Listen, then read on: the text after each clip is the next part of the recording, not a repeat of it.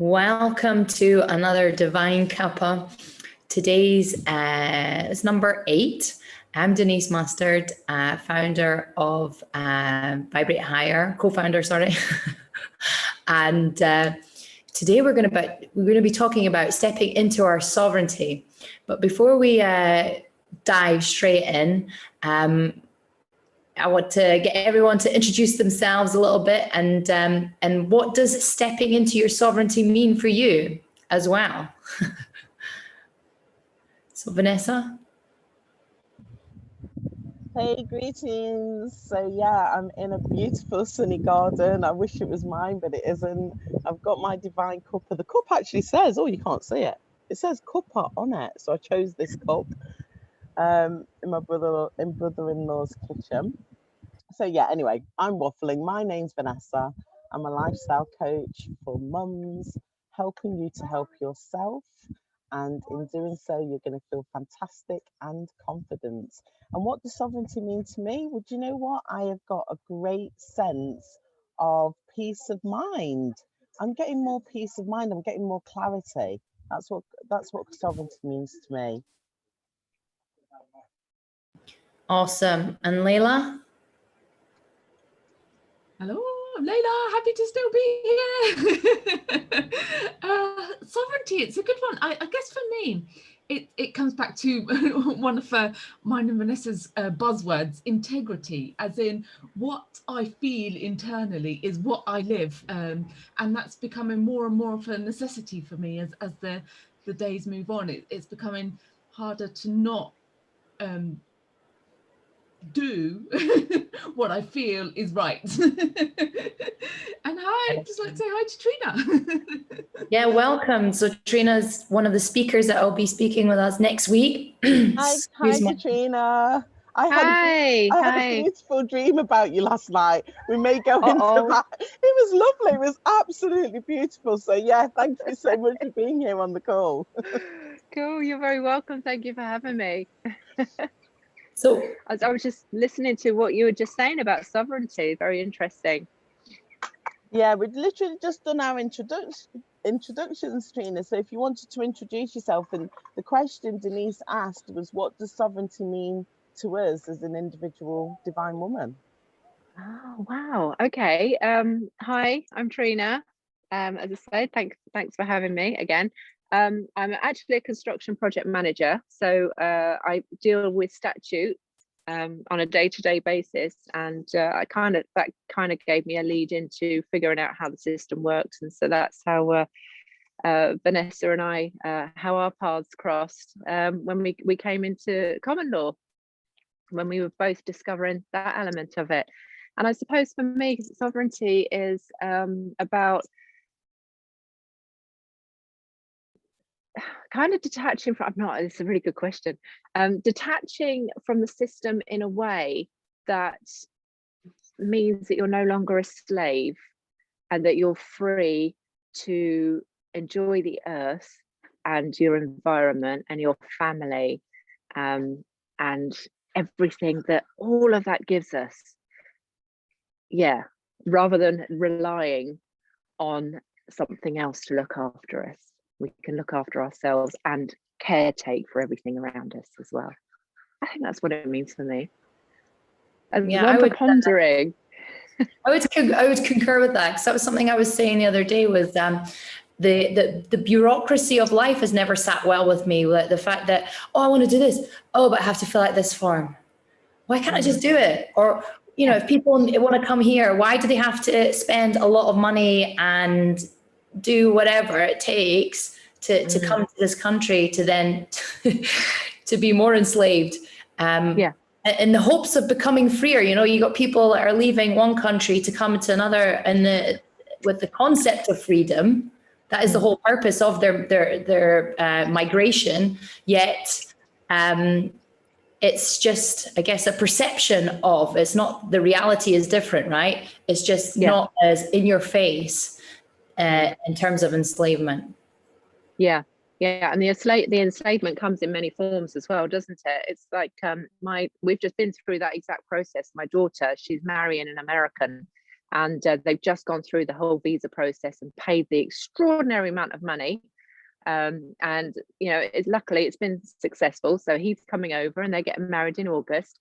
But you know, having to do all of that and jump all of these hoops just to go from one slavery system to another, it's like a transference of chains, isn't it? So of course when he comes over here, he's then got to start paying into that tax system, and it's it's funny you mentioned the marriage though, because that is also a construct that is neither of them wanted to get married. They you know, they don't need a piece of paper to prove their devotion to each other, and that was always their opinion, but they're having to get married in that system in order for him to be able to stay in the same country as her, which is just all a nonsense, really, isn't it? We should be just free to do what we want to do. Yeah. So Susie's just joined the call as well. Hi, Susie. If you want to introduce yourself and just tell us what being sovereign means to you. Hi, I'm Susie. I'm so sorry I'm late, guys. There's always one, isn't there? Great Divine Cuppa by the sounds of things. I'm an emotional wellbeing coach and author of You Are Enough. Now, just took the back end of that conversation, and I have to admit, why does it have to be about control? That's my whole thing, because then we are all conditioned to control. Why can't you just do something without that? And before you know it, even if you think you're not in that control element, there's parts of you that are conditioned to believe in that. So you just fall in that pattern continuously, and you just think, what the, I don't want this. I don't. And it's like you're fighting against yourself about some kind of truth that you really truly believe in. But yeah, you know, I mean, great news to hear your daughter's getting married, but you know, this control stuff, it's unbelievable. Yeah, well, we'll have a good party anyway. Yeah, even I mean, if that's what you've got to think about. But I think it's just understanding, and for viewers and for listeners to understand that we all get trapped in this kind of control, even though it doesn't suit you. With some people, I think some people are quite sensitive to control, and it can really set their energy off. Do you know what I mean? It can really make them feel really rubbish, really crap, because it's something that, but then they don't realize they're trying to control how they feel. Yes, and how they look, and you know, whether or not, and even down to their genders and how they feel sexually, and it's like it's down to the very fiber of their being that they're trying to you know, take over everything, every part of us. And you know, there's no individuality anymore. There's no, well, there is, but it's the individuality they allow. You know, as long as it furthers their agenda. Saying that, do you think there needs to be more leadership, more people? You know we can't control or fix anybody, but it's having that influence. You know, we hope to be influencing whoever we can towards their truth of who they are. And I guess we need bigger, I don't know, not bigger role models, because who are role models nowadays, you know? So it's like, yeah, sorry. No, go on. No, it's just what I've actually been coming to, the conclusion I've been coming to over the last couple of weeks is that we are so distracted. And I do believe that there's so much noise out there. And I think, you know, with leadership, everything's going to be coming downwards. And it's almost like as if you need to say, no, you need to disconnect from everything. You need to ponder. You need to stop being distracted. You need to spend time thinking. And it's like, I normally, when I'm ironing, I'm watching something, and I thought yesterday, I'm not going to watch anything. I'm just going to see what my brain does. And this word popped into my head, sacrosanct. I thought, where did that come from? And so I looked it up, and I love that word. And it would never have come to me if I'd been distracted. And I think we come from the inside out. And I think with leadership and maybe, I don't know, it's almost like we need to stop and just let everybody grow inside out. I don't know. Do you see what I mean? I completely agree. You know, if I could expand on that, I think it comes down to I love what you've done there and bring it back to the self, because I feel it comes back to that self-responsibility initially in all aspects. And like you say, that connection to self is kind of like the core of it all, and it all expands from there. And like you say, I see the leadership as we know it is changing, in that from each taking their own self-responsibility, in each essentially becoming their own leaders in their own right, you know, then it forms a different coming together where it's cooperation, really, you know. It just changes the whole dynamic. So I think that's beautiful. Fantastic. Can I just come in on this? So I'm going to pick up where Layla's taken us to, which is about cooperation. And as you know, particularly for those of you that have been following our Divine Cuppa from the beginning, what we've been doing is working through the slides that were presented in our first workshop, which is called Healing the Chaos and Confusion. Now, my section has actually ended. So last week, Layla gave us a beautiful extended talk on how words have power and the spells that have been cast upon the world. And we have Trina here, so we could just pick her brain and get some new words, because she'll have quite a few of them. She's been working with Courtney, so I know she's got some of those up her sleeve as well. But what today's, we haven't really got a topic of discussion, but what we wanted to say is today we are focusing on ourselves as the individual woman, but also bringing it back to what Layla said, coming together and working together in collaboration as a cooperative. I'm always talking about this within our inner circle, the fact that we are actually tapping into the higher consciousness, infinite intelligence, the fact that we're together. We're more than two are gathered, I will be there. So that's exactly what's happening with us. So let's just see if Katrina's got any words, words of her spell, not of her spell, of her sleeve rather. Those spelling words that are really naughty, Katrina. Have you got any? We've Oh, yes. ones like membership, citizenship, children. We've All done the all maritime those. ones. Have you got any others maybe that we didn't cover? Yeah. I'd be really interested. Thank you. Have you covered person? Not really. Okay, well, person is one that, again, it's a lot of training because they use it on TV a lot as well. And we refer to ourselves as persons, and we've all been trained. And even in the way that we speak, I automatically, it's like our go-to word when we're trying to describe or connect with another soul. But in actuality, the person is a corporation, and that's our strawman, our legal fiction. And so I'm really trying to train myself to not use that word. And you mentioned children as well. So, you know, again, trying to train myself to use young souls or offspring as well. And what does person mean then? Sorry, That's a good Trina. one. Could you explain person? Like how is that a negative connotation to it? So with the word person, when we look at legalese, we look at Black's Law Dictionary, and I think it was back in the 3rd edition, they took the word person and they made it to mean corporation, trustee. So it all sort of related to the fictional element of us rather than the actual living soul. So where is it? I mean, Courtney also mentioned about Mackenzie friend, but he didn't go into how that's been legalized. But the other one that I've been looking into is things like marriage. Marriage comes from animal husbandry, and everything to do with marriage, like the bridal gown. So that's the bridle. So the thing that actually entraps the horse. And why we give them horseshoes and the groom as well. It's all to do with cattle and owning stock. Right, you made me feel brilliant, Katrina, because I am not yet married, and there is a reason for it. Why there's something within my inner being which is like, I'm not sure if I really want to do that. Absolutely, I want to get divorced. Well, encouraging that on the program.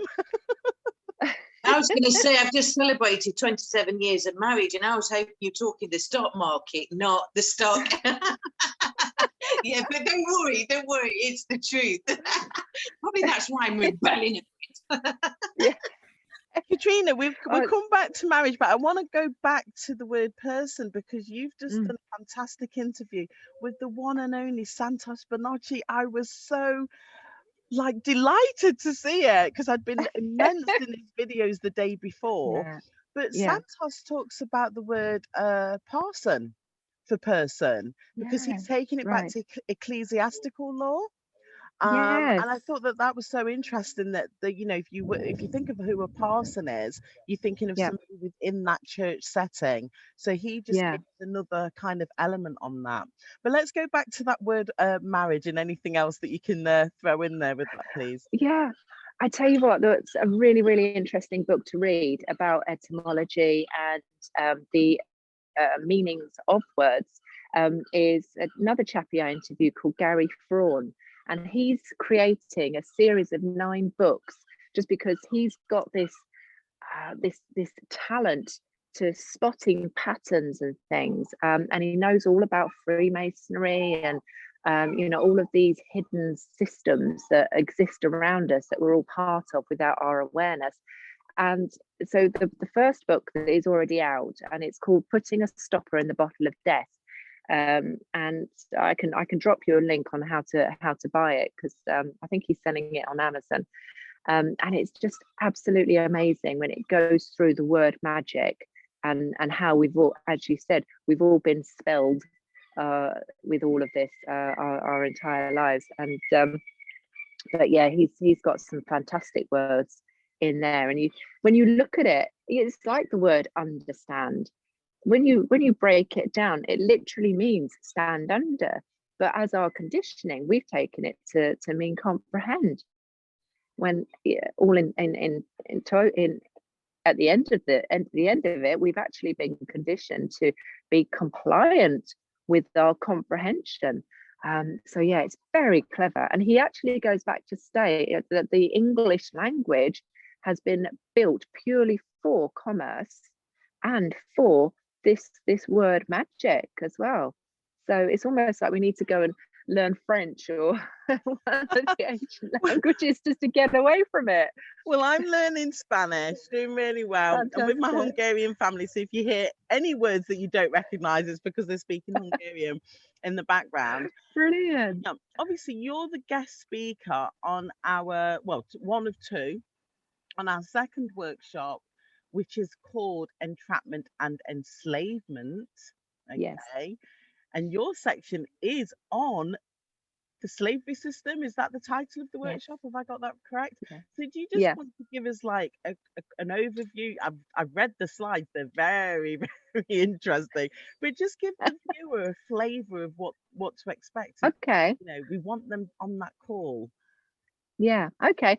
So we start off with the slavery systems that we know about, the slavery systems that some of us know about, and the slavery system that we don't know about. So we know about the red markets, we know about the sex trafficking and the 40 million that are tied up in that system. And then we also know that slavery was abolished, but the slavery system that some of us know about is it's called slavery by another name, and it's when they abolished the slavery system of the souls that they were stealing from Africa and bringing over to serve others. They when they abolished that, they moved it into prisons, and because the prison system is a massive industry that creates a huge amount of product using literal slaves, and when they run out of slaves, they create more by flooding poor and African Black communities with drugs and guns to create the crime, to create the slaves. So those are elements that we kind of know about.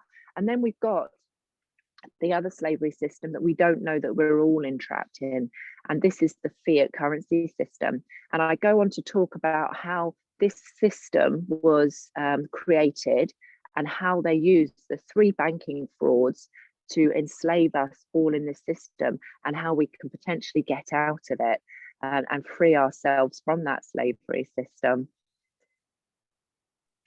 That just sounds amazing. I mean, of someone coming from the African race, Mm. I have, you know, when you talk about the topic of slavery, obviously I have looked into it. It's been part of my history. And then I've always questioned the relationship between drugs and the number of Black men that find themselves incarcerated. Yeah. So we know that in America, there's very high numbers. We know that in England, there's very high numbers. Can't speak for other places. And as I've come into my studies, looking at sovereignty and looking at how the court system, that bond, the fact that the courts and the man or the woman you feel that's defending you isn't properly, and the one who's obviously prosecuting isn't, they're all working together because of that bond. So I'm really fascinated by your workshop. Absolutely amazing. So the women on the call, let's just dig a bit deeper before we end today's session. Just thinking about sovereignty. I know that Layla has been looking into this for a while. I have.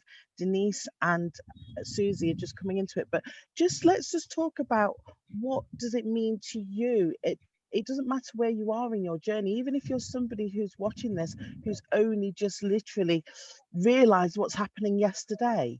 Just give us an overview of what this journey is meaning to you, and also why it's important that you are surrounding yourself with like-minded, and I like the word light, so light-minded women and men. Why is it important to you? Yeah. Can I start, or Layla, you want to go? Yeah.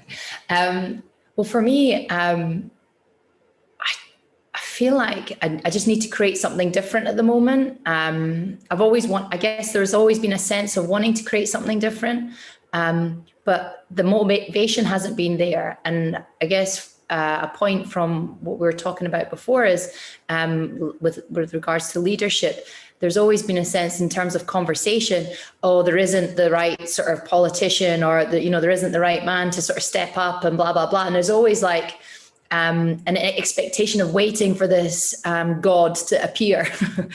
And that's obviously not going to happen. And I was speaking to somebody like months ago about things not changing and people just being reliant, and, we need to do something. And then the response was, well, it's always been like this.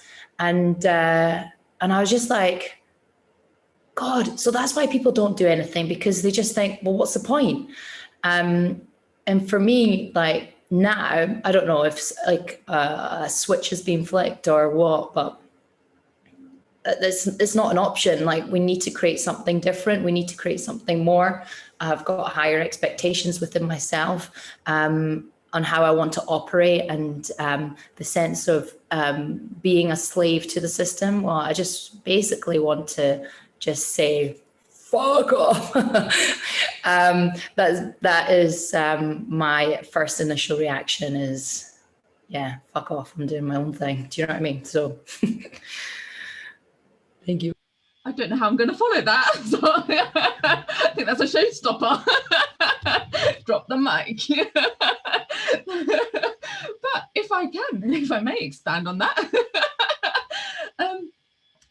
What you touched on there, Denise, was it reminds me of the story of how I believe it's how they train elephants, where in the early ages of their life, they tie them up with a rope around their leg, and it comes to a certain point where they just no longer try to escape anymore, because they feel that they're just going to be stuck. I'm not sure if it's elephants or another animal that pertains to, but it's just that conditioning where I feel that for a lot of us, in trying to step out, I think we've all known, oh yes, taxes, when you look at the long list of taxes and things, and yeah, we're just feeding into the system. But there's always been this feeling that to try and step out of it, there'll be repercussions, there'll be consequences of trying to do so. And I think that's ingrained in that, if you step out of line, not only the social pressure, but just the ingrained sort of feeling that there'll be something not good will happen.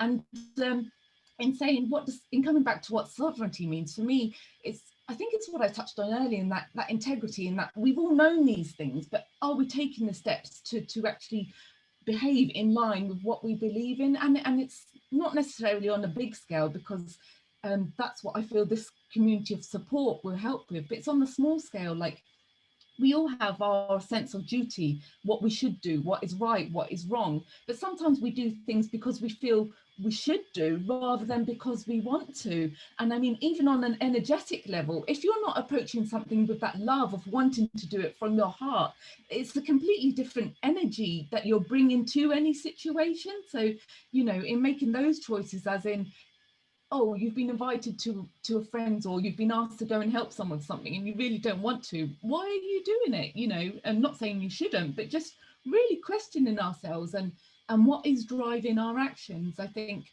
that's where it starts on a small scale. But yeah, just coming back to this sense of community, I think it's that support in giving us the scope to find ourselves and to celebrate ourselves in our many forms and our uniqueness and quirkiness and whatever we bring to the table, but giving each the space to find their way and to support each other and to share ideas and to share what's worked and to share what hasn't worked. But you know, just that it creates a whole new dynamic of exploration. And I think yeah, stepping out of the box, finding our own molds, creating our own paths and visions and worlds, and you know, being able to explore. That's where I want. Thank you. I think for myself, when you think about it, it all feels like a new subject. It's like I've been walking this planet, but there's so many new things that I don't even know anything about, you know. So when we think about Vibrate Higher, when we think about these things, am I going in with my eyes wide open, being aware of what's around me? And I'm always surprised at what my awareness brings to me every single day, you know. And like I said, when I joined, all this is new to me, and I'm not afraid to want to ask questions and think to myself, I'm sick of the same old, what is happening? You know, the history of the world, the history of everything needs to be brought into this lightness, like you say, the light-minded people to collaborate and to bring this information, to bring this knowledge, because it's only through your awareness of what you are seeing and what you experience which will resonate with so many people. So I think, you know, I have questions because I get to that, like you said, chaos, confusion, and there must be loads of people, but still not asking the questions. I always say, are we walking into the world with our eyes wide open, or are we still keeping them closed?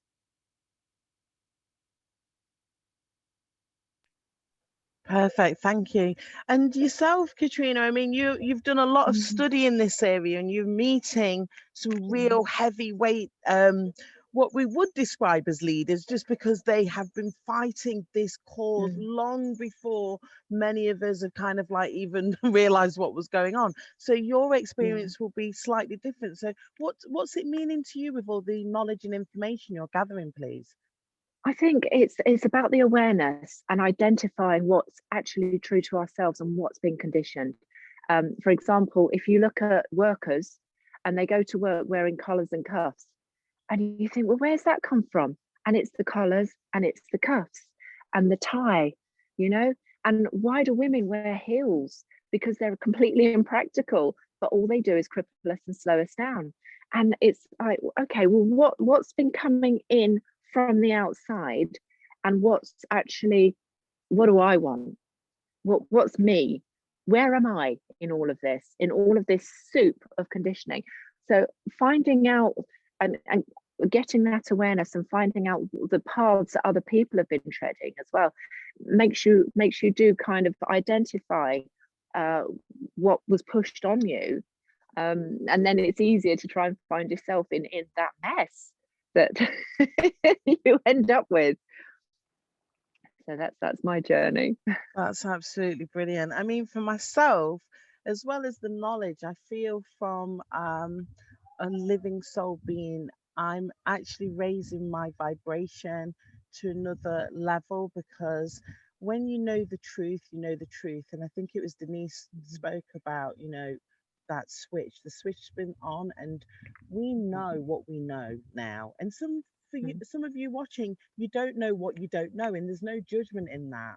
But when you know certain things, then your path, you keep walking. And for me, that sense of, I don't have that sense of fear, okay, because my trust in myself, my trust in the higher vibration, the higher energy, my trust in the community of men and women that I'm connecting with is going up more and more every day. That I just think, well, do you know what?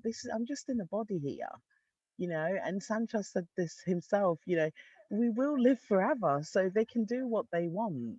But actually, this is not going to my mind. I'm pointing to, which actually, where is the mind? I've even been saying this to women that I coach, where is your mind? But when you know certain things, and it's not going to have an impact on me now. The truth is the truth. And the more I'm looking into certain things, the more I will reject things in my life. If other people don't want to let certain things go, that's up to them. But for me, I am willing to let certain things go, and I am willing to keep moving forward because I want to live in with a sense of peace. I want to live in the sense of well-being. Yeah, I want to live my highest sense of purpose, and all of these things are making a difference, particularly the community that I'm surrounded with as well. And of course, loving offspring that like to just let you know that they're here. So, Denise, I think you're wanting to give us a bit of an update of how we move forward, because obviously we want to get this message out. We've got this wonderful series that, yes, we are creating because we are co-creators, but we have developed a fantastic community, and we want more women to come into this community. So Denise has got an update for us. Thank you, Denise. Yes, so we really want, like I think it was Layla that said that, or maybe it was Susie, the collaboration aspect, because this isn't, as much as we've started this, there's other people that have put input in different ways, and so we need to work together to create this movement, and which is why we're trying to which I'm putting together an affiliate program so that we stick together and grow, and so we all benefit from it as well.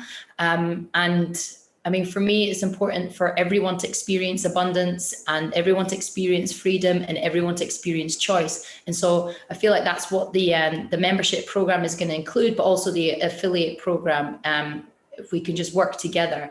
And so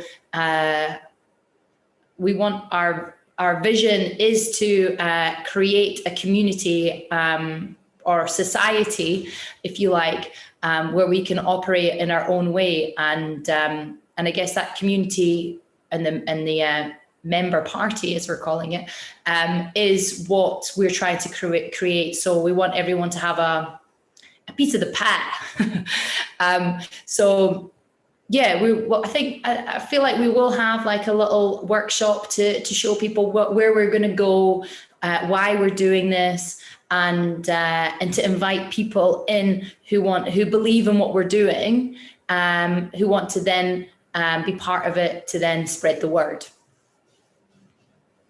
Fantastic. Thank you, Denise. Yes, because what we're trying to get across here is we're not just creating an education program, come to this workshop, look at this information. We have got a massive vision, and it's too much to explain in the Divine Cuppa series. So please keep tuning into what we're doing. And as Denise said, we're going to have a special invitation for those of you that are looking at this and thinking, what is it that they're doing? Well, we're going to have like what you'd call an information session, so we can tell you a little bit more of the next layer of the vision. Now, before I let you all go, I just want to remind the viewer that we have the workshop Entrapment and Enslavement coming up on Saturday, the 12th of June. So it's very, very close. So obviously, if you've already joined the mailing list, you've started to receive some information coming through on your email. If you haven't, then what we have got for you, if you are new to us and you're wanting to know what's going on in the world, then we've put together a fantastic list which we call a resource guide of different information. So it's other channels, so it's channels like what Katrina's doing with the empowerment, small business community, empowering small business community. We've also got other channels in there. So one of our viewers picked up when I spoke about the council tax group and how people have been shown ways to leave that taxation system behind. So if you're interested, then the link for that will be pinned underneath this video. Just have a look, and you'll also find out more about the second workshop. If for whatever reason you cannot make the live recording of the second workshop, don't worry, it will be a digital program. So you can always sign up to be part of our member party afterwards, and you will get access not just to the recording, but also this Divine Cuppa is going to be evolving. So you'll be invited onto this show. You will have opportunities to ask your questions, hopefully get them answered there and then. And you will also have an opportunity to work behind the scenes with specialists with what we're calling implementation sessions. So as you start stepping into your sovereignty journey, you will find that you will come across what we'll describe as obstacles, and you'll have even more questions. So we're going to give you a way of getting hands-on help, but you have to be part of our private member area to be able to access all of those benefits. So that's it from me. I've had a wonderful afternoon. Oh no, it's morning, isn't it? It feels like the afternoon. I've had a good sleep, and Katrina was in my dream. So just, I mentioned that at the beginning of the call. Katrina, it was a perfect dream. You had a very large house, and you'd invited me and my family and others over to your house, and it was near the sea. And what were we doing? We were going to be doing something, but it was just a beautiful, blissful dream. So thank you very much for your presence in my dream. And yeah, I'm having a lovely time with my family, and yeah, it's been beautiful to have you all on this call as ever. So tune in next time when we will actually be moving into more of the what we describe your emotional soul journey. So that will be over to Denise and Susie to lead in those topics. So keep tuning in. Ladies, did you just want to say a quick goodbye before we end the call? Bye-bye. Quick goodbye. Thank you, Katrina. Thank you, everybody. Thanks. Thank you. All right, Thanks all. till next Bye-bye. time. Thank you.